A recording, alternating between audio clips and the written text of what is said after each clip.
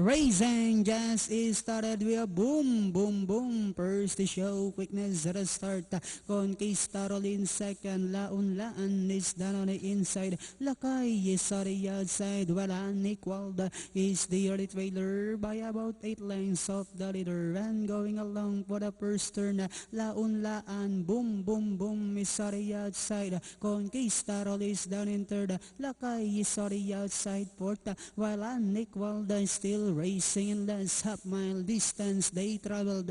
We have Laun-laan by about 3/4 of a length lead. Boom, boom, boom in second. Lakay now trying to get closer in third. Conquistador is down on the inside. While unequaled still racing in last at the far turn. We have Laun-laan moving up now at the outside is boom, boom, boom. Lakay in the middle portion. Conquistador is down in fourth. While unequaled still racing in last, and they are now entering the home stretch.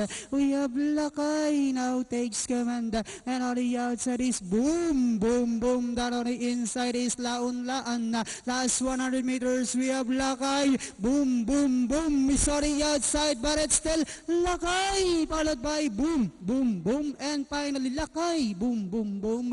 Then comes Laun-laan, unequaled, and Conquistador.